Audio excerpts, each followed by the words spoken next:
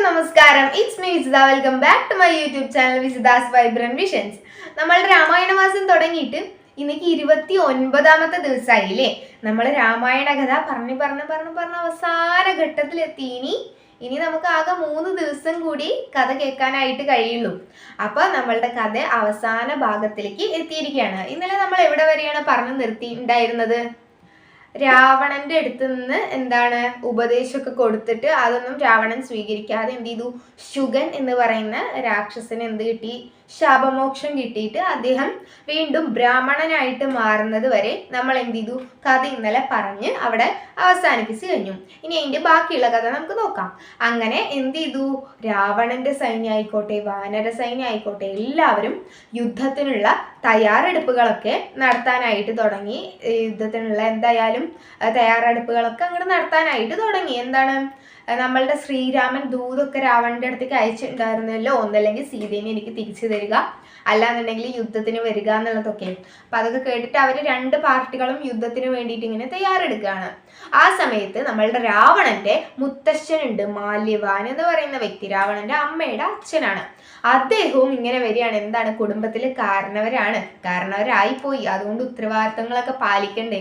അതുകൊണ്ട് എന്ത് ചെയ്യാം, രാവണനെ ഒന്ന് പോയി ഉപദേശിച്ചേച്ചും വരാം എന്ന് പറഞ്ഞിട്ട് മാല്യവാൻ ലങ്കയിലേക്ക് എത്തുകയാണ്. അങ്ങനെ വന്നിട്ട് മാല്യവാൻ പറയാണ്, രാവണ, നീ എത്രത്തോളം അറിവുള്ളവനാണ്? നിനക്ക് ഇത്രയും പേര് ഉപദേശം പറഞ്ഞു തന്നിട്ടും നീ എന്താണ് ഉൾക്കൊള്ളാത്തത്? സീതാദേവിനെ തിരിച്ചു കൊടുക്കുന്നതാണ് നിന്റെ നല്ലത് എന്നൊക്കെ പറഞ്ഞിട്ട് സീതാദേവിനെ തിരിച്ചു കൊടുക്കാനായിട്ട് ഒരുപാട് പറയുന്നുണ്ട്. നീ മറ്റൊരാളുടെ പത്നിയെ അപഹരിച്ച് കൊണ്ടുവന്നപ്പോൾ തന്നെ നിന്റെയും നിന്റെ രാജ്യത്തിന്റെയും അധപ്പതനം തുടങ്ങി. അതായത് സീതാദേവിനെ രാവണൻ അവിടുന്ന് അപഹരിച്ച് കൊണ്ടുവന്ന ദിവസം മുതൽ എന്തൊക്കെയാണ് ലങ്കയിൽ നടക്കുന്നതൊക്കെ വിപരീതമായിട്ടുള്ള കാര്യങ്ങളാണ്.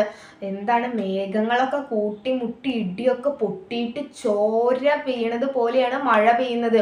അതുപോലെ തന്നെ ഈ എലിയൊക്കെ പാമ്പിനോടൊക്കെ കൂട്ടുകൂടുക, അതുപോലെ എല്ലാം വിപരീതമായിട്ടുള്ള കാര്യങ്ങൾ നടക്കുക. സ്ത്രീ പ്രതിമകളൊക്കെ സംസാരിക്കാൻ തുടങ്ങുക. അതുപോലെ കാളിയുടെ ഒരു പ്രതിമ ലങ്കയിലേക്ക് നോക്കി പല്ലെളിച്ച് കാട്ടി പരിഹസിക്കുക. അതുപോലുള്ള ഭയങ്കരമായിട്ടുള്ള വിചിത്രമായിട്ടുള്ള കാര്യങ്ങളൊക്കെ ലങ്കയിൽ നടക്കുകയാണ്. എല്ലാം വിപരീതമായിട്ടേ നടക്കുന്നുള്ളൂ. അതിങ്ങനെ ആ പ്രദേശത്തിൻ്റെയും രാവണന്റെയും ഒക്കെ അന്ത്യത്തിന് സൂചനകൾ തരികയാണ്. ഓരോരോ ദുശകുനങ്ങൾ ഇങ്ങനെ എവിടെ നോക്കിയാലും കണ്ടുവരുന്നുണ്ട് സീതാദേവിനെ അപഹരിച്ചു കൊണ്ടുവന്നതിന് ശേഷം. അപ്പൊ ഇത്രയും 1, 2 ഒന്നുമല്ല, ഇത്രയും ദുശകുനങ്ങളൊക്കെ കണ്ട ശേഷവും എന്താ രാവണ, നീ സീതാദേവിനെ തിരിച്ചു കൊടുക്കാതെ എന്താണ് നിന്റെ ഉദ്ദേശം? നാശത്തിലേക്കാണ് നിന്റെ പോക്ക്. ഞാൻ ഉപദേശിച്ചു കഴിഞ്ഞാൽ നീ ഉൾക്കൊള്ളില്ല എന്ന് എനിക്ക് നന്നായിട്ട് അറിയാം.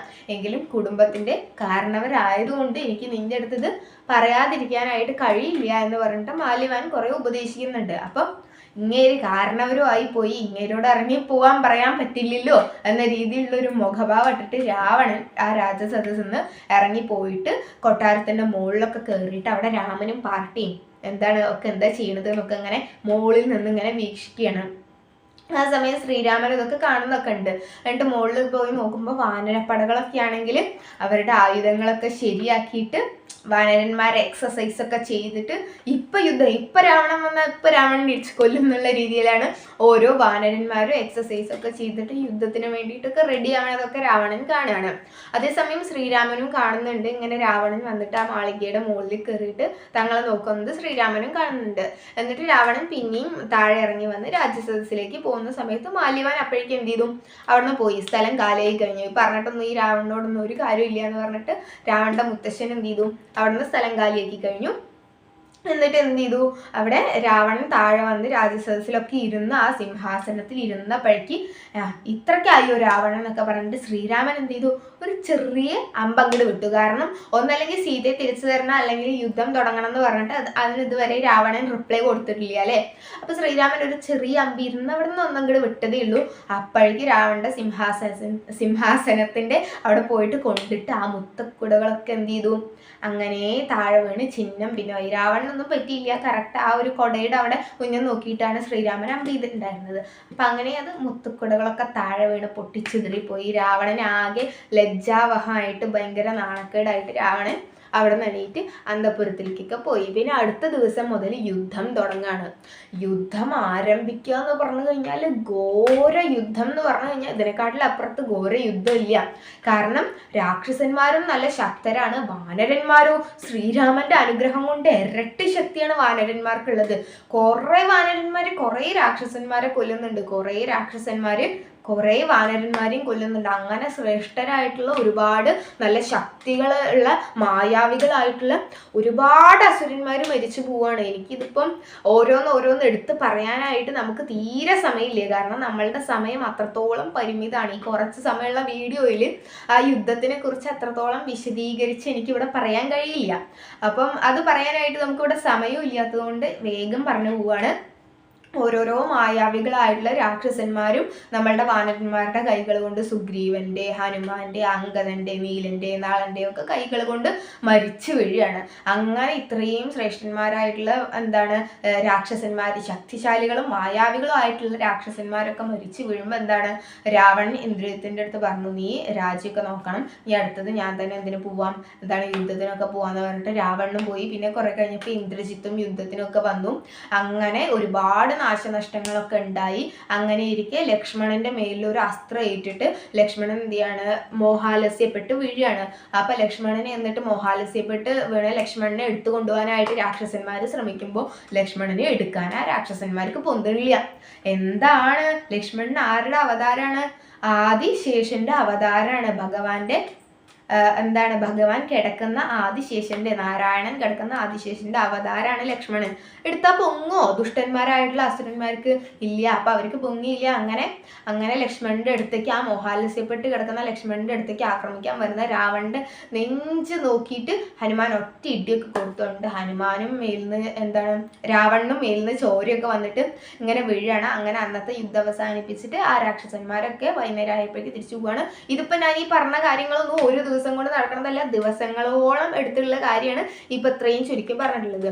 അങ്ങനെ മോഹാലസ്യപ്പെട്ടിട്ടുള്ള ലക്ഷ്മണനെ കാണാൻ വേണ്ടിയിട്ട് ശ്രീരാമൻ യുദ്ധമൊക്കെ കഴിഞ്ഞിട്ട് എത്തുന്ന സമയത്ത് എത്രയും പെട്ടെന്ന് ചികിത്സ ചെയ്യണം എന്നുള്ളതൊക്കെ അറിഞ്ഞിട്ട് മരുന്നുകൾ കൊണ്ടുവരാൻ വേണ്ടിയിട്ട് ഹനുമാനെ പറഞ്ഞു വിടുകയാണ്. അപ്പൊ ഈ ഹനുമാൻ മരുന്നുകൾ എടുക്കാൻ വേണ്ടിയിട്ട് ദൂരത്തൊരു മലയിലേക്ക് പോകുന്നതൊക്കെ ദൂതന്മാർ വഴി രാവണൻ അറിയാണ്. അപ്പൊ രാവണന് ഒരു കുബുദ്ധി തോന്നി. ഈ ലക്ഷ്മണനും ഹനുമാനും എന്നൊക്കെ പറയുന്നത് ആ വാനര സൈന്യത്തിന്റെ തന്നെ ബാക്ക് ബോൺ ആണ്. നട്ടെല്ല് പോലെ യുദ്ധത്തിൽ കുറെ രാക്ഷസന്മാരെ കൊന്നൊടുക്കിയിട്ടുള്ളവരാണ് ലക്ഷ്മണനും ഹനുമാനും ഒക്കെ.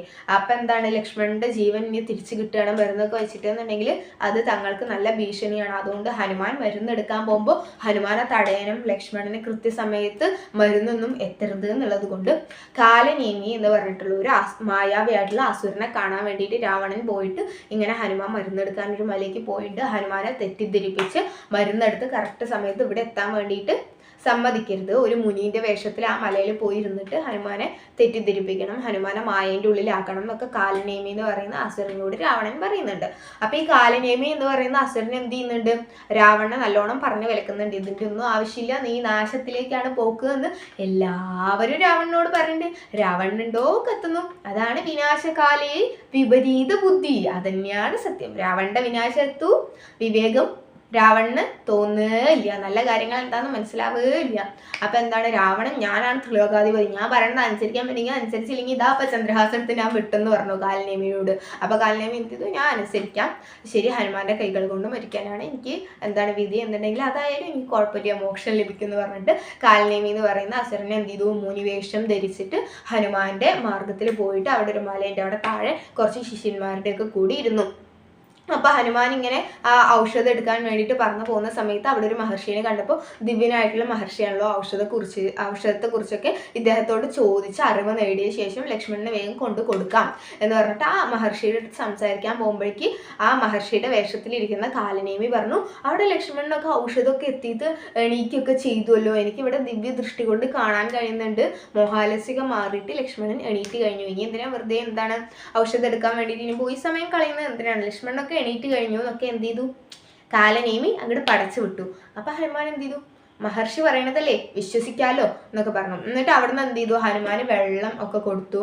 അപ്പൊ എന്താണ്, അവിടെ നിന്നും ആ ആശ്രമത്തിൽ നിന്ന് കുറച്ച് വെള്ളം കിട്ടിയത് കുടിച്ചതൊന്നും ഹനുമാന് മതിയായില്ല. അപ്പൊ അപ്പുറത്തെ തടാകത്തിൽ എന്ത് ചെയ്തു, ഹനുമാൻ ഇത്തിരി വെള്ളം കുടിക്കാൻ പോയി.